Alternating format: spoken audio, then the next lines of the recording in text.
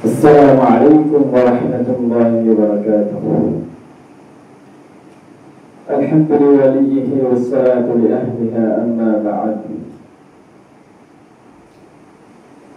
সম্মানিত উপস্থিতি, আমি আজকে চার বিষয়ে আলোচনা করব ইনশাআল্লাহ।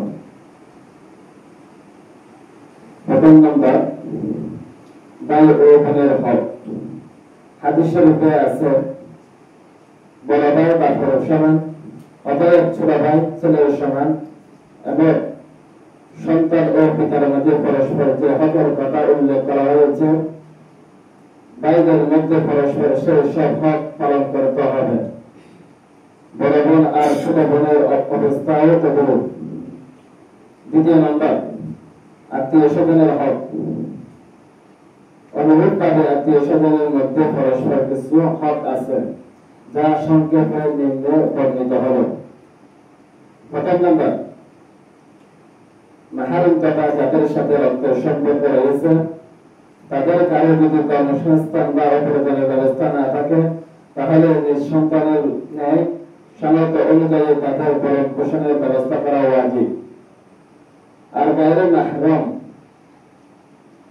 মাহরুম তথা যাদের সাথে রক্তের সম্পর্ক নাই এবং বৈবাহিক সম্পর্ক জায়েজ, তাদের পোষণের ব্যবস্থা করা এতটুকু প্রয়োজন না হলেও কিছু খেদমত করা আবশ্যক। দ্বিতীয় নম্বর, মাঝে মধ্যে আত্মীয় স্বজনের সাথে দেখা সাক্ষাৎ করা এবং খোঁজ খবর নেওয়া।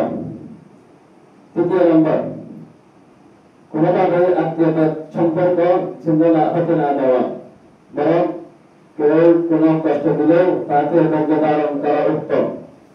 চতুর্থ নম্বর, নিকটতম কোনো মাহরুম যদি ঘটনাক্রমে মালিকানা এসে যায়, তাহলে তৎক্ষণাৎ সে আজাদ হয়ে যায়। আমার তৃতীয় নম্বর বিষয় হচ্ছে পীর ও উস্তাদের হক। উস্তাদ ও পীর বাহাতের তরবিয়তের দিক থেকে বাপের মতো, এজন্য তাদের সন্তানাদি এবং তাদের আত্মীয় স্বজনের সাথে নিজ মা বাপ ও আত্মীয় স্বজনের আচরণ করা দরকার। পবিত্র কোরআনে আল্লাহ তাআলা বলেন, লা আসআলুকুম আলাইহি আজরান ইল্লা আল-মাওয়াদ্দাতা ফিল কুরবা। তোমাদের নিকট আমি আত্মীয়তা সৌহার্দ্য সম্প্রীতি ছাড়া কোনো প্রতিদান চাই না। এটাও একটি ব্যাখ্যা, এতে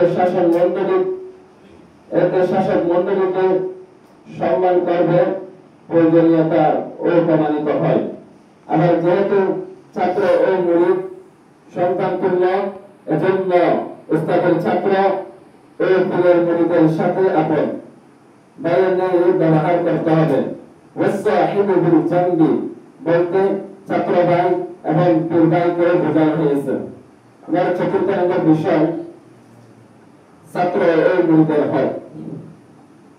ছাত্র ও মুরিদ যেহেতু সন্তান তুল্য, সেজন্য স্নেহ মমতা ও আন্তরিকতার বেলায় তাদের হকের সন্তানের হকের ন্যায়।